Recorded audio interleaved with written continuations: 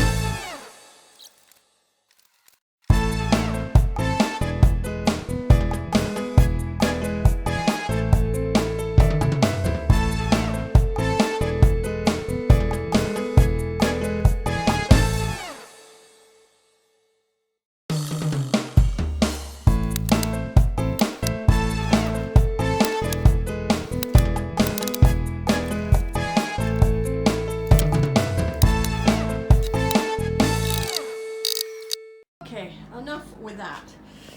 We're looking good on the outsides. Very rustic. I'll show you this side too.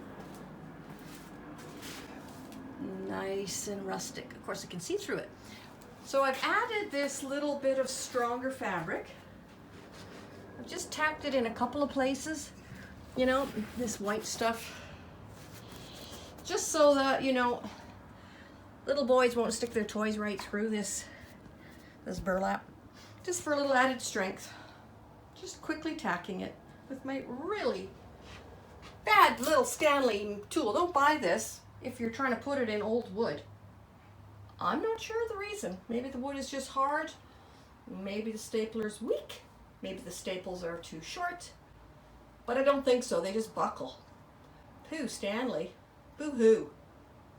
For instance, look at, let's see, where's my finger? That one, the one next to it. Look at them. Where are they again? Buckled, buckled, buckled.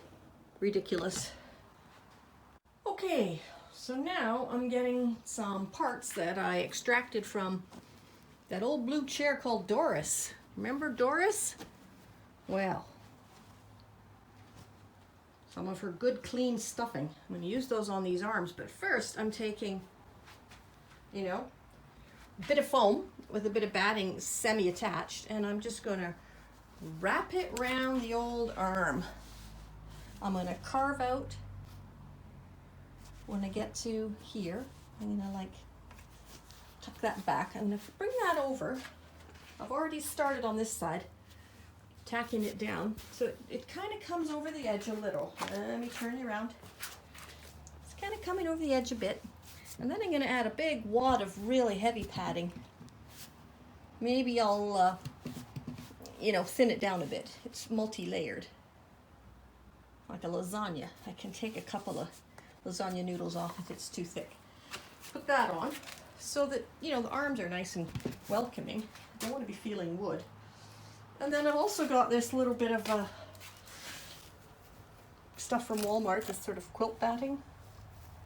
And I can smooth that over the whole mess to smooth it out basically, and then apply the fabric. So that's what I'm going to work on next. Ethel's arms, the undercarriage of her arms, has been carved out, stapled on, carved out, stapled on, down low as well. Somewhat carved out. I've put a little extra padding in to go around these preformed lumpy things that they left. I left them in there. There's these preformed sort of, I don't know if you can see them. Let me get you up right here. Where are we? Can you see those like chubby little snakes? These things, let me get my big old finger in here. These things.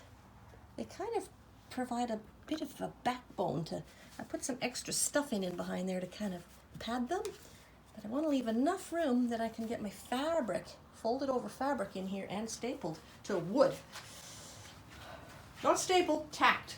Stapling, no good. Tacks, good. But yeah, it is a little bit firm, so I have thinned these out, and I think I'm gonna just wait like this. I think I'm gonna just add a little bit of padding. Little bit. Stay tuned. It's a slow process, and I think I'm quitting for the day. Dinner calls. Good morning and happy Friday. I'm just down here doing upholstery, and I kind of wish I could put a few tacks in here and a few staples over there, and you know, zhuzh up this old girl, but you know, that's not realistic. So let's get to it. Ethel and happy Friday. Okay, so I have got to the point this morning of putting batting over the hidden messes, the hidden, you know, layers of niceness, and she's really nice and padded. That's my injury. That's the tool that did it.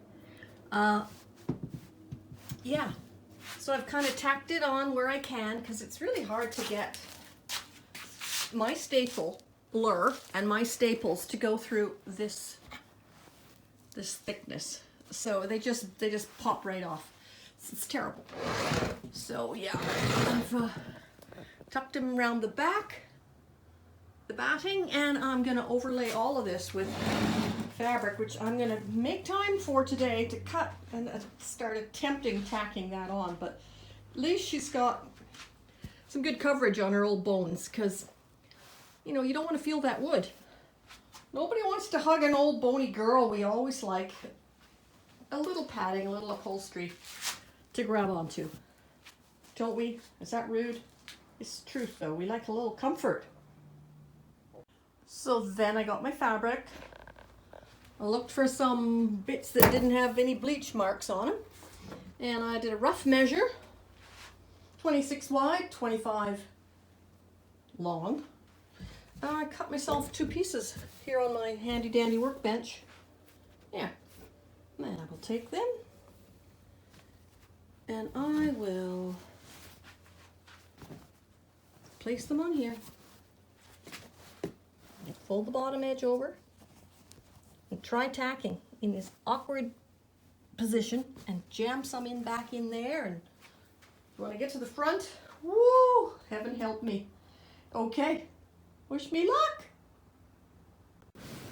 Okay, I got that far in. This is at the bottom. I got all those tricky little nails in, and a little bit around the back. I don't think I can show you. Can I show you? Yes. All right. My goodness, this is hard wood. Hard to get these little guys in. This one, he's still got some clearance. I've been hammering on him, on these guys, but decided that's where it's going to look best if I bring it over and have them exposed rather than hidden underneath. So I always do it the hardest way. At this stage, I'm going to just celebrate small victories. There's a small victory. I got the back on, you know, bottom, the back, the side, and then I got to do all the fancy business at the front. Oh. I've got to do all of this tucking, and a word that rhymes with tucking. Okay, I haven't been too bad up this side. I've had to do some illicit tucking down in there. Thread. But you know, the cushion's going to be this high. It'll cover all that. I just had to secure it down there in a big rumbly tumbly jumble. And I've come along up here, but you tell me, what am I supposed to do with all of that fabric?